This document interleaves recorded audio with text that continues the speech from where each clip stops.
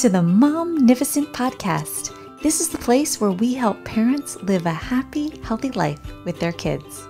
We're going to show you how to connect with your child and help them even in their most difficult moments as we hear from experts in the field.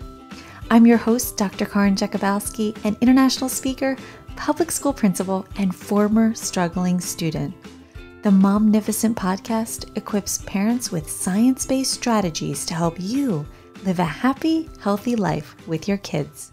Welcome. Do you struggle at times when your child shuts down or gets upset when you tell them something and it's not their way?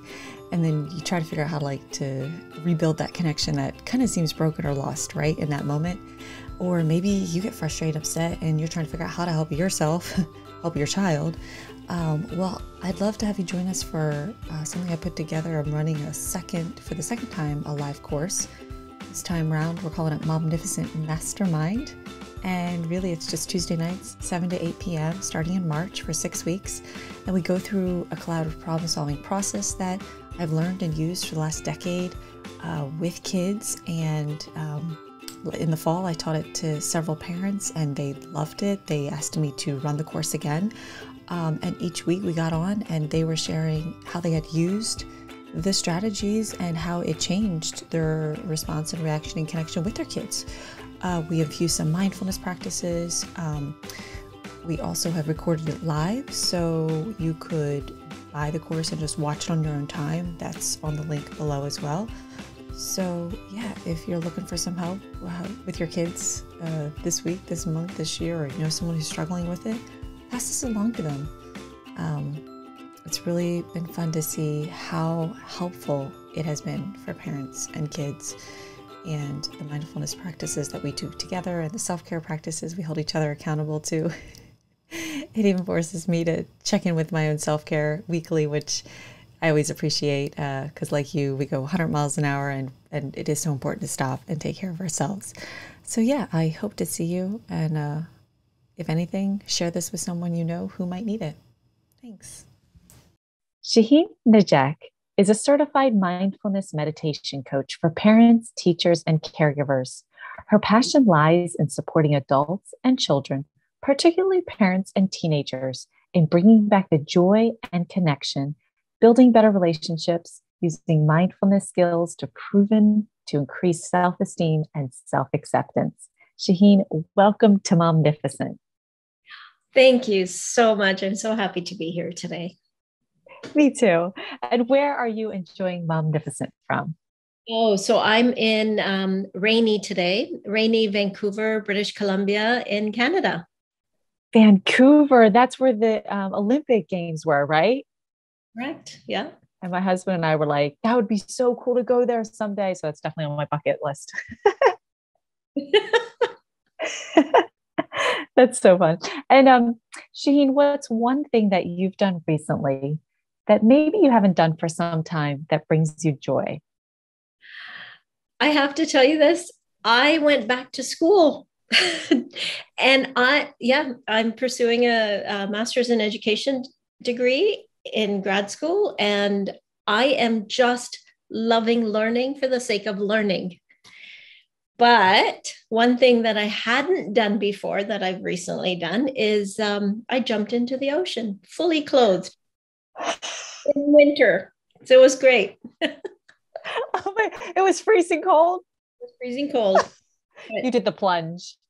I did the plunge because I'm saying yes more often to things that will make me feel good, and saying no kindly, but no thanks, maybe another time, to those that don't fill my bucket. That is so inspiring. I have not taken a plunge into the deep, cold, dark ocean. That is, wow. Something to try. Impressed. Yeah. I'm impressed. So Shahin, I was wondering if we could start out with a question that a parent had shared with me recently. And I was just curious as to your feedback, thoughts, and input here. So she was saying that her son's in high school, and like most teenagers in high school, and sometimes more boys, I'll say, than girls, he doesn't really talk to her. Like, he goes to his room, he does his thing, he does his homework, and she tries to start a conversation, and it almost feels like he just doesn't even want to talk to her. And she was just reaching out, and she was like, what do I do to get that connection back with him? How do I talk to them? What do I do to really engage with him? And maybe you can start us off, help us out with your thoughts on that. Yeah, well, I hope this will be helpful. So it does happen with girls as well. I hear a lot of moms saying, my teen daughter just shuts me out, just closes the door and off she goes. She's on her phone or whatever it might be. So it can apply to both.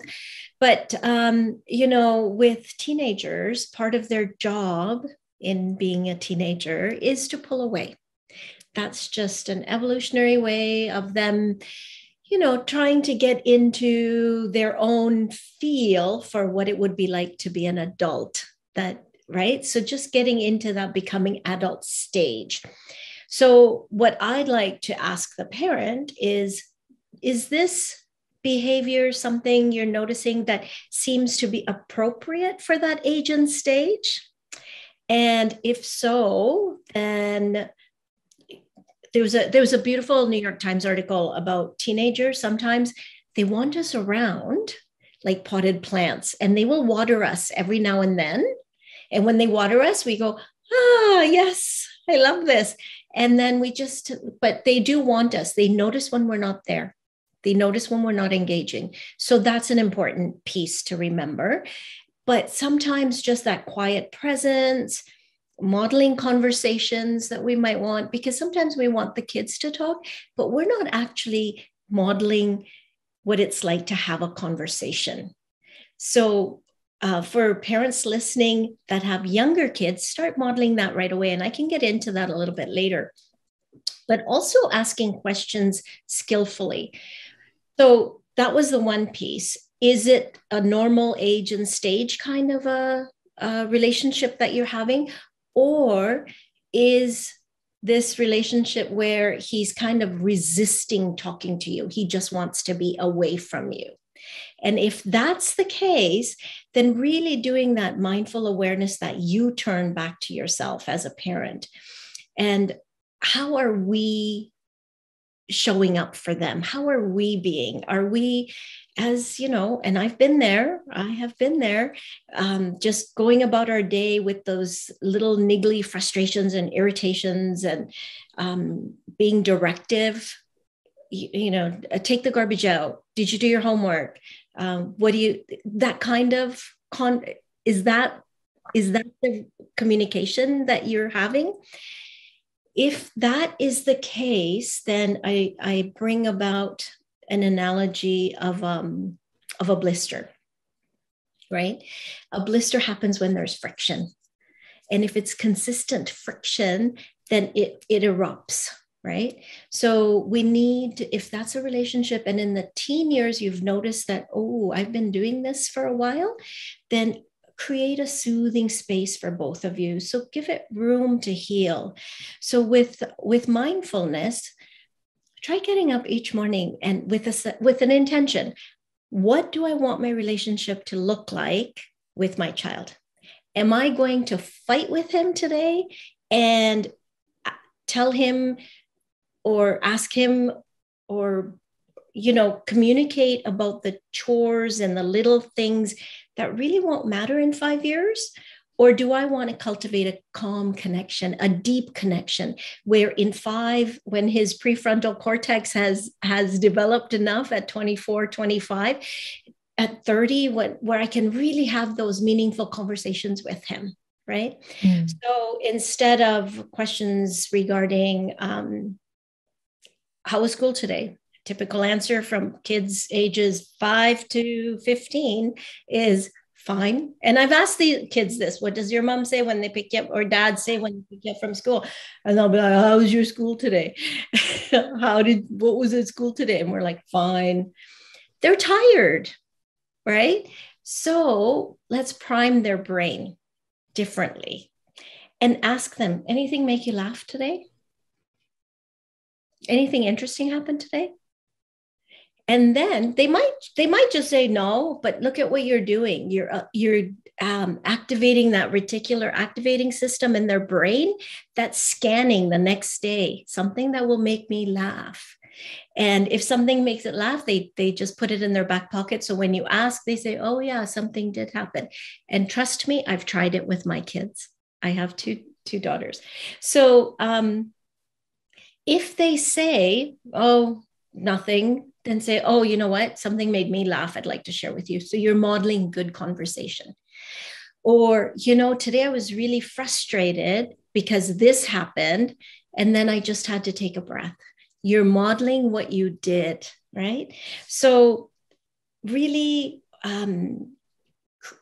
using that blister analogy and the second thing is when we heal a blister, we put a Band-Aid on it, we soothe it, right? We caress it sometimes. We don't yell at the blister. We don't say, why did that happen, right? What we do is we take that U-turn going, oh, I wonder where this came from. Oh yeah, those shoes were I hadn't worn them in enough, or the socks weren't right, or I had a rock in it, or yeah, I remember I burnt my finger on the stove, right? So you do that inquiry process. That's what the mindfulness is. So if I was to leave her with a couple of questions and answers to help, is create that soothing space. If he forgot his lunch or didn't take out the garbage, say, oh, I did it. Don't worry. Are you okay? You're doing okay? Right? Mm-hmm. You're leaving the house and the teenager is at home. For me, a practice, I just happened to do it. And what I found was my kids started putting it up on the fridge. I had little Post-it notes. I love you. I'm going for a run. I love you. Oh, you inspired me today by, thanks for sharing this with me today. Love you. Constant love yous. And they start putting them up on the fridge. And I'm like, what? And so now we put, oh, Mom, you didn't leave me a note. Now I put them up on the fridge. The other thing that I started a while back, and it's now become part of routine, is a 20-second hug. It's not for you. I know teenagers sometimes don't want hugs. It's not for you. It's for me, right? And touch for teenagers is really important. If they don't want to give you a hug, when you walk by, just pat them on the shoulder, right? If they're sitting on the couch, just massage their feet. It's that creating that connection, finding opportunities for connection. Mm-hmm. Yeah. Notice the blister will start to heal. That is so beautiful. Thank you so much for sharing that. So many beautiful tips in there. And like when our kids are younger, we always show up at school for other things. When they're kindergarten, it's such a big deal. First, second, and third grade. And I remember somebody saying once, in middle and high school, your kids may act like they don't want you there, but they actually need you more. Need you more. And somehow we are so more present in those elementary years. And yet, yes, parents and caregivers of teens, your child needs you more. And I love all the ways that you describe that there's at least one that we can take today and start implementing. But you gave us so many things to just keep us going and trying. I love that. Thank you Nothing so else much. Pretend you're a potted plant. The potted plant. I love that analogy. That's so true. And I think you had said in another interview that I was listening to, and you said it's about how you show up, which I think I was taking from what you were saying. Is there anything else you want to add to that? Because that just really stood out to me. Yeah. How do we show up, right? So what happens is when we get up in the morning, if we're lucky, we had a good night's sleep. So we get up with about 80% energy, right? And then it might be different how we show up on a Monday morning to how we show up on a Saturday morning. The same thing doesn't affect us the same way, right? Something might happen. How do I intentionally show up for you today? Right? And then when we drop off our kids and we go, we have a stress response, right? Something happens and tigers aren't chasing us, but if they were, we would go back to baseline. But we get stuck in traffic, or the lineup at the grocery store is too long, or somebody at work didn't get something done. So our stress level is up here. At the end of the day, our kids come home And we want to connect by saying, how was school?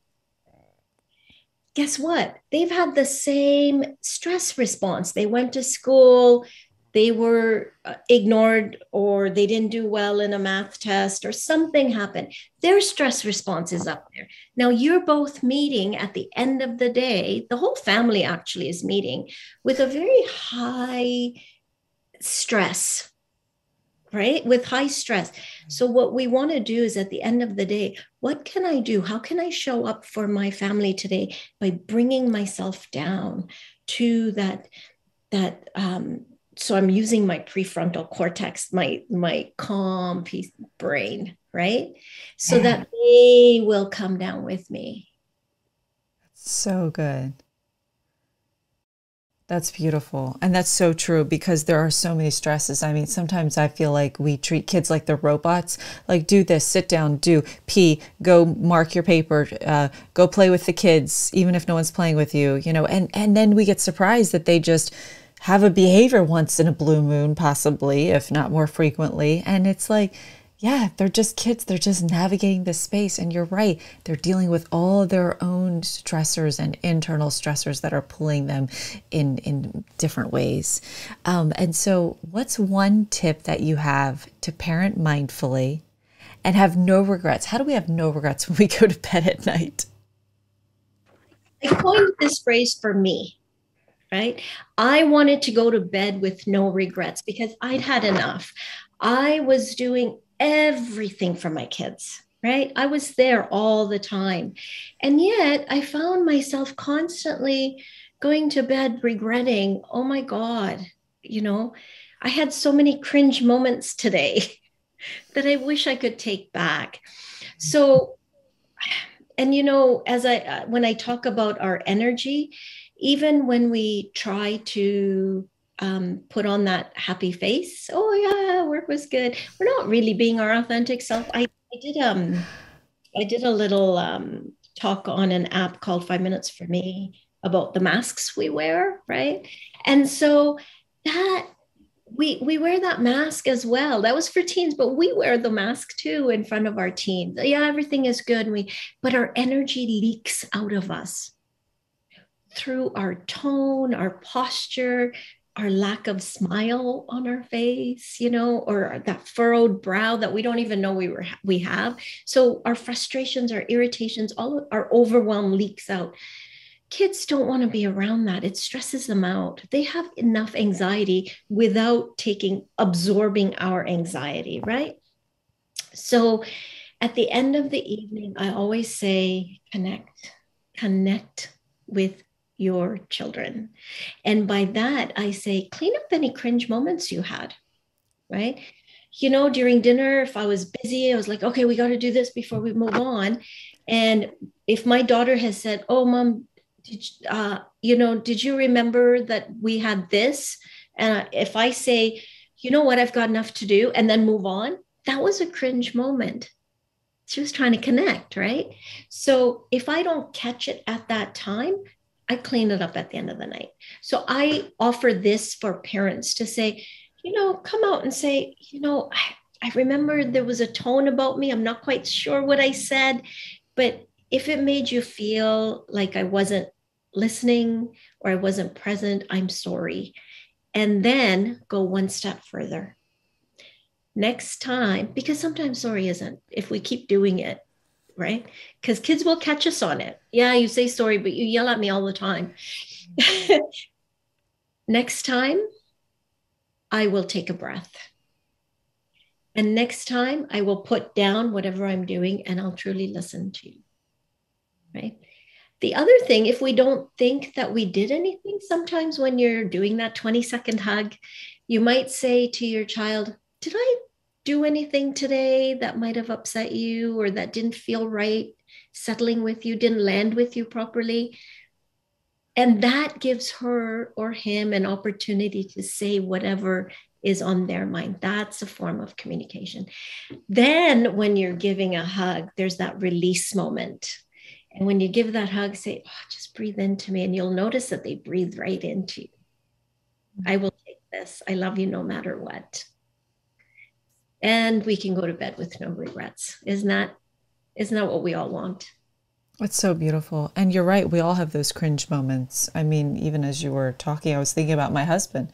How often do I say things or I don't notice something, and to take that breath and to retrace my steps? Or how have I done anything today that has maybe I've been unaware of how that came across? Because we can get so in our zone, in our mode, in our 101 things to do that we just, well, I'll speak for myself. I just barrel right past people. And later I'm like, oh my gosh, I'm so sorry. And you want to take that back. So beautiful, beautiful moments.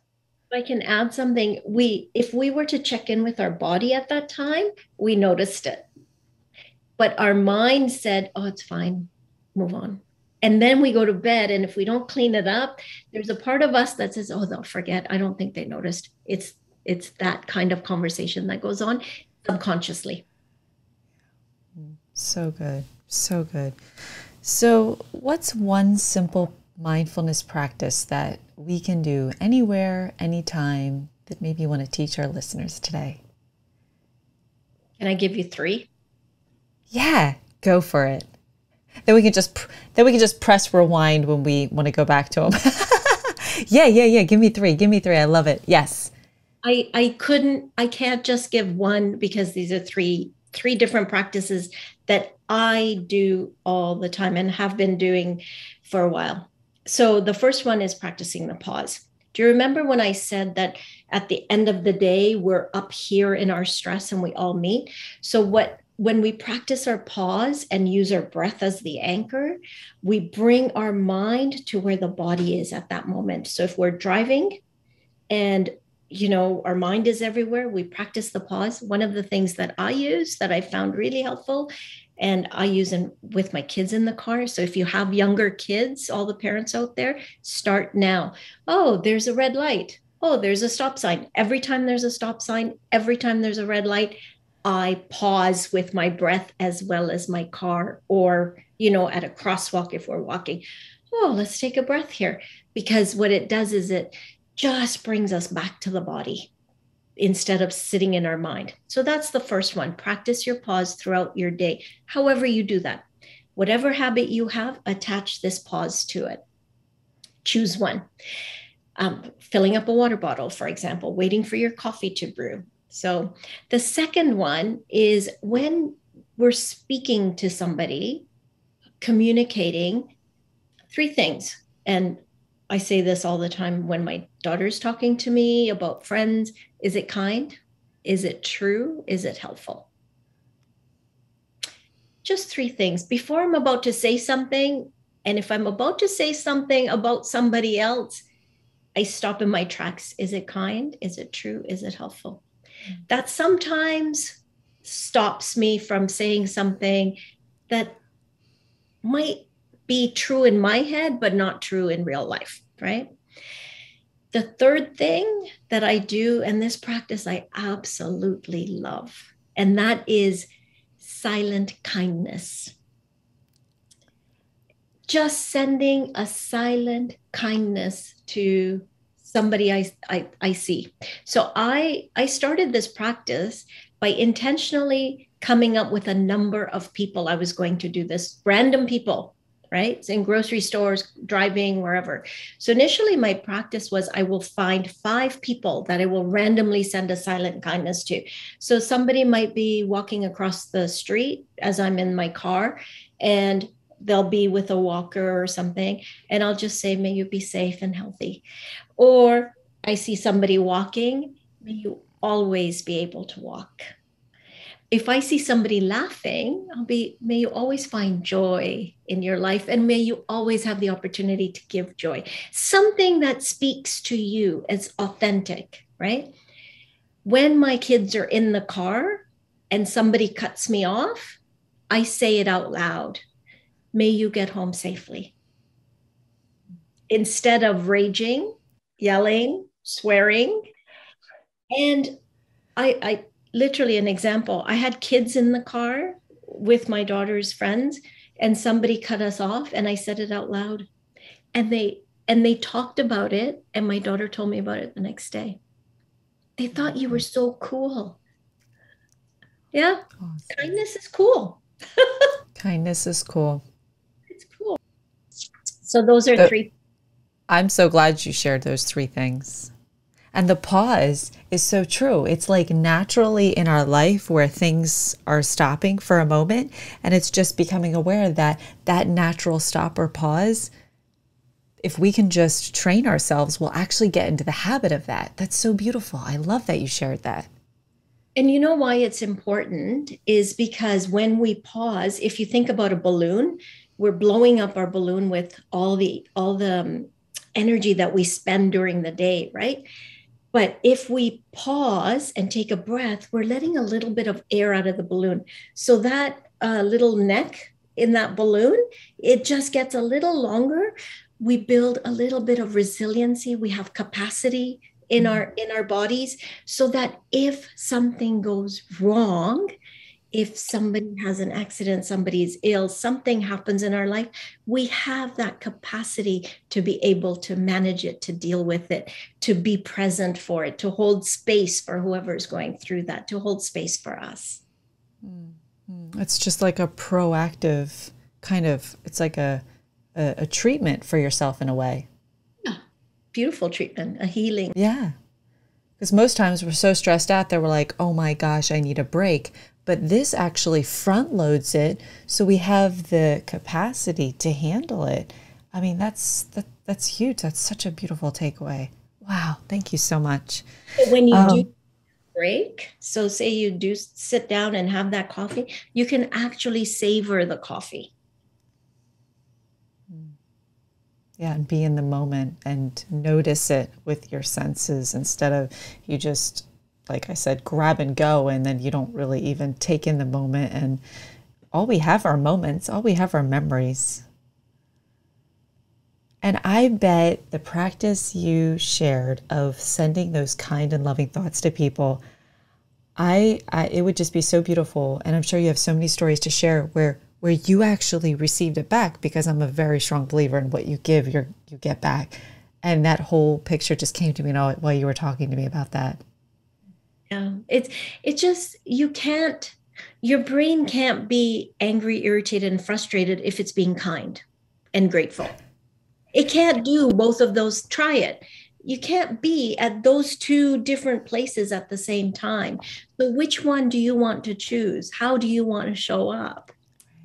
So good. So good. That's so powerful. And so how can we use our breath, which you gave us a couple of examples, but is there anything more you want to speak of to using our breath to calm any anxiety or fear in a given moment? And we could even teach our kids this. Yeah. So one of the things I teach kids is, with kids, I have the glitter jars, and I say, okay, put in all your emotions and all the stuff that's clouding you. So breathe, and they take it to school. They put it on their nightside table, and they'll just breathe themselves down. For parents with little kids, I say put a stuffy on their tummy and watch it go, and have the kids watch the stuffy go up. With slightly older kids, I talk about the Foursquare breathing, and I say use the palm of your hand. So breathe in for 4, hold for 4, out for 4. I also teach to them on a book. So once you have that, then before a test, take that time to breathe, right? Lots of kids tell me, oh, I have a math test. Okay, so breathe. Use that paper or book and just breathe in for 4, hold for 4, out for 4. It literally just takes less than a minute, calms you down. And also they feel like they're in control. Now they have that autonomy for themselves, right? Mm-hmm. And the other one that I love is the 5 senses, coming to our senses. So that grounding practice, when something is really upsetting, grief overtakes you, you're really angry. Okay, it takes 90 seconds Jill Bolte Taylor. She wrote in her Stroke of Insight, she's a neuroanatomist, and she writes that it takes 90 seconds for a deep emotion to rise, peak, and fall. And guess what? I've tried it, and it takes 90 seconds to see 5 things you see, 4 things you hear, 3 things you feel, 2 things you smell, and 1 thing you taste. And that whole process takes 90 seconds. If you don't attach a story to it, if you don't call your friend, whoever, and talk about it and keep that. Repeat it. You're repeating, right? Just detach yourself from the story, just 90 seconds, and you'll notice it passes. So good. So good. So who or what influenced you growing up, and what did you learn from them that you attribute to who you have become today? I love this question. My parents, my mom and dad, they were both very different beings. My mom we immigrated from Uganda, East Africa in 1972. So my mom was in her mid-30s. She didn't speak English. She learned English. She had a passion for learning and serving others. She had she would go to the local church and talk to the ladies and learn how to make bread and Easter things. And she would come home and then she would teach them how to make samosas. And she would create recipes, and she could cook for 500 people at people's weddings at the time. Like, she would just do that. She was never stuck in her way, you know. She had a regular meditation practice, which I think subconsciously I grew up having that presence. And she was always willing to learn. She was always willing to change her mind. And she modeled that for me, you know, and she was willing to change with the times. No, I don't. No, Mom, I'm sorry. This doesn't sit right with me. She would talk about it. And with my dad, he was a super kind person. He had the softest heart. He wasn't the overbearing patriarchal man that you would see in the East Indian culture. It sometimes is prevalent in the culture, but he loved music. He loved to dance. He loved to laugh. He was a joyous person. And honestly, when I was married and when my husband yelled at me, one of the things I would say to him was, my dad's never yelled at me. You don't have this right. So it brought in me a sense of myself, right? So he was a caring, kind soul. So they influenced me. Between the two of them, I like to say that I am from them. So beautiful. Oh my goodness, I have the chills. That was so precious. Thank you for sharing that. And so you founded Mindful Changes. What led you to this work? And can you tell our listeners just a little bit about what they can find there on your website? Yeah. What led me to my work? What led me to my work was I was noticing the blisters in my relationship with my daughters. And I thought, this can't be the way. This is not the connection. This is not the joy of parenting that I wanted when I was pregnant with them and when they were so little and cuddly, and they changed. So maybe something I need to do to change. So I went through a journey of different learnings, and I settled into this practice of mindfulness in my parenting. So it's not about the parenting. And I often tell parents, there's so many parenting books. It's not so much about the parenting. It's about bringing our mindfulness self into the parenting, what feels right. So I had to soothe my relationship with my children. And I noticed that when I became more mindful, shifts started happening in me. And when they happened in me, I settled into this calm place of parenting with joy and connection. And when I did that, I noticed that shifts started happening in my relationship with my children. And I just, taking the influence of my mom, I just thought, I cannot keep this to myself. I need to serve. I need to serve. Initially, I thought the kids. And then I realized I need to serve the kids through the parents. So that's what brought me to my journey. So I started, the name of this is really the changes I made, mindful changes. So people can find me on my website. It's mindful-changes.com. And in Instagram, I'm not a big social media person, but you get the essence of me. Mindful changes for the number 4 you on Instagram. But everything you need is there. I'm running a no regrets parenting course starting mid-January. So I'm there. Good. Or phone me, reach out, email. or email like I did. Please come on my show. And I love that you're here today. You're sharing with us so many beautiful, valuable insights. Everything you say is just a gold nugget for us. And what's one thing that you wish someone had told your younger self, that someone listening today just might be able to take away with them in these last few minutes? Okay. Those who know me know that I can't just say one thing. I love this work, and I will talk about it for 24 hours if you'll let me. So I will say a couple of things. In my teen years, I wish somebody had told me that thoughts are not facts. Feel your feelings. It's okay to feel those feelings.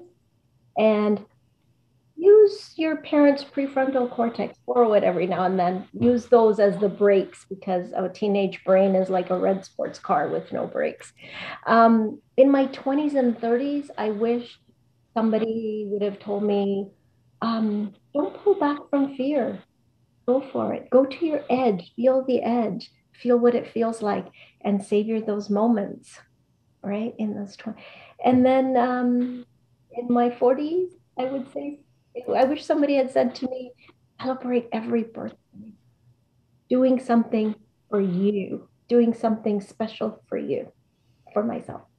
So those are 3 things again, Karen. So good. I love it. Well, Shahin, thank you so much for taking the time to meet with me today. And I will definitely be listening to this episode again and again myself. And I just sending all love to you for all the love and the warmth and how much you give to share your story. That is an encouragement to every family out there who just needs an encouraging note to say, you know what, it's okay. We're in this together. And here's a couple of tools and tips that will help you even create just a better family relationship with your child today. Thank you. Well, that's all we've got for this episode of the Momnificent Podcast. If you enjoyed this episode, I would be honored if you would subscribe and rate if you really liked it.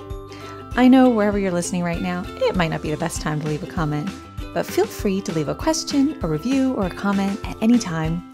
And until next time, remember, don't worry, be happy.